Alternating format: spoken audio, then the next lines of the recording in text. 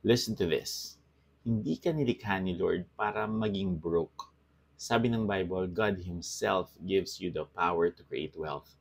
Not so you can flex, but so you can establish His covenant on earth. Sabi sa Deuteronomy 8:18, remember the Lord your God, for it is He who gives you power to get wealth, that He may establish His covenant. Yung power sa Hebrew ay koach.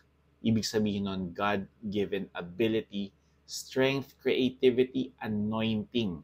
Hindi lang ito lakas ng katawan, it's supernatural empowerment to produce ideas, opportunities, favor, and income.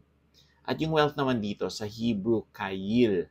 Ibig sabihin, resources, influence, capability, impact. Bakit ka binibigyan ng power? Para maging part ka ng mission ni God to bless nations, help people, fund kingdom work, and reveal His goodness. You're not called to survive. You're called to establish God's covenant by becoming blessed enough to bless many. So today, stop saying, wala akong pera.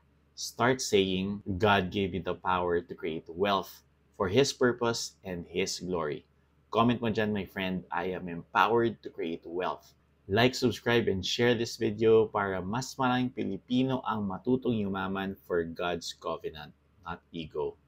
Blessed to be a blessing. God bless.